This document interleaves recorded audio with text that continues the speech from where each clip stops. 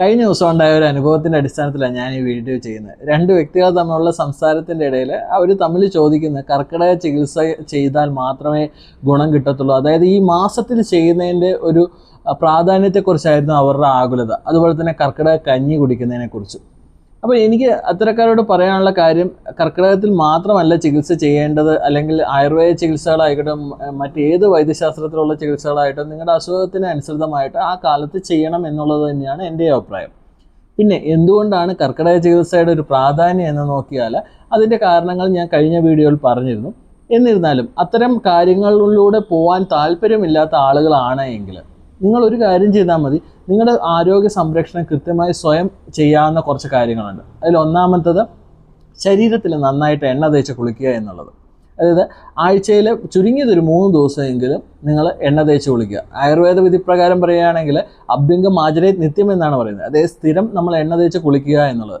ആ വഴി നമ്മുടെ സ്കിന്നിൻ്റെ മോയ്സ്ചറൈസിങ് ടെക്സ്ചർ ഒന്ന് മെയിൻറ്റെയിൻ ചെയ്യാൻ പറ്റും, ബ്ലഡ് സർക്കുലേഷൻ ഇമ്പ്രൂവ് ചെയ്യാൻ പറ്റും, ഓക്സിഡൈസിങ് ആയിട്ടുള്ള ഓക്സിജൻ ബ്ലഡിലൂടെ നമ്മുടെ ശരീരത്തിൻ്റെ എല്ലാ ഭാഗത്തോട്ടും എത്തുന്നു. ഇതെല്ലാം തന്നെ നമുക്കൊരു ഉന്മേഷവും ശരീരത്തിന് ഒരു ബെറ്റർ ആയിട്ടുള്ളൊരു ഫീലിങ്ങും ലഭിക്കുന്നുണ്ട്. അതുപോലെ തന്നെ കർക്കിടക കഞ്ഞി നിർബന്ധമായിട്ടുള്ള ഒരു കാര്യമേ അല്ല. എന്നിരുന്നാലും എന്തുകൊണ്ടാണ് കർക്കിടക കഞ്ഞിക്ക് ഇത്ര ഇമ്പോർട്ടൻസ് എന്ന് ചോദിച്ചു കഴിഞ്ഞാൽ, ഇന്ന് പലപ്പോഴും ആളുകൾ ഫുഡിൻ്റെ കാര്യത്തിൽ വളരെയധികം കോംപ്രമൈസ്ഡ് ആണ്. ഏറ്റവും കൂടുതൽ കഠിനമായിട്ടുള്ള ആഹാരങ്ങൾ കഴിക്കുന്ന ഒരു കാലഘട്ടത്തിലൂടെയാണ് പോകുന്നത്. അതുപോലെ തന്നെ ഫുഡ് നോക്കുകയാണെങ്കിൽ തന്നെ ഒന്നില്ലെങ്കിൽ കാർബോഹൈഡ്രേറ്റ് മാത്രമുള്ളത്, അല്ലെങ്കിൽ പ്രോട്ടീൻ മാത്രമുള്ളത്, അല്ലെങ്കിൽ ഇത് രണ്ടും ഇല്ല, ഒരു വൈറ്റമിൻ സപ്ലിമെൻറ്റിൻ്റെ മാത്രം സപ്പോർട്ടിൽ പോകുന്നവർ. പണ്ടൊക്കെ നമ്മൾ സമീകൃത ആഹാരം എന്നുള്ളൊരു കോൺസെപ്റ്റായിരുന്നു കൂടുതലും കേട്ടുകൊണ്ടിരുന്നത്. അതായത് നമുക്ക് വേണ്ടതെല്ലാം കൂടെ ചേർത്ത് എന്നാൽ നിശ്ചിത അളവിൽ കഴിക്കുക എന്നുള്ളത്. അപ്പോൾ അതെല്ലാം നമ്മുടെ ആഹാരം ദഹന വ്യവസ്ഥയ്ക്ക് ഗുണം ചെയ്യുന്നൊരു കാര്യമായിരുന്നു. അപ്പോൾ ഈ ഒരു കാലഘട്ടത്തിൽ, പ്രത്യേകിച്ച് ഈ കർക്കിടക കാലത്ത്, ഒരു അസുഖം ഇല്ലാത്തവർക്ക് പോലും ദഹന വ്യവസ്ഥ കുറഞ്ഞിരിക്കാനും ബുദ്ധിമുട്ടുകൾ കൂടുതലായിട്ട് വരുന്ന ഒരു സാഹചര്യത്തിൽ നമ്മൾ എന്തെങ്കിലും അസുഖം ഉള്ളവരിലാണെങ്കിൽ അത് എത്രത്തോളം ബുദ്ധിമുട്ടിലായിട്ടും ആ കാര്യങ്ങളെ മുൻനിർത്തിയാണ് കർക്കിടക കഞ്ഞി എന്നുള്ളൊരു കോൺസെപ്റ്റ് വളരെയധികം നിലനിൽക്കുന്നത്.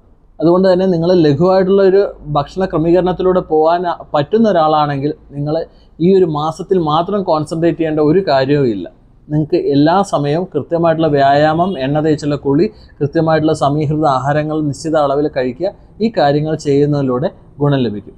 എന്നാൽ ഇതൊന്നും ചെയ്യാതെ ജീവിതമായിട്ട് മുന്നോട്ട് പോകുന്നവർ അറ്റ്ലീസ്റ്റ് ഈ മാസത്തിലെങ്കിലും നിങ്ങളുടെ ആരോഗ്യ സംരക്ഷണത്തിന് കൂടുതൽ ഊന്നൽ നൽകണം എന്നുള്ളത് കൊണ്ടാണ് കർക്കിടക ചികിത്സയ്ക്ക് ഇത്രയും പ്രാധാന്യം.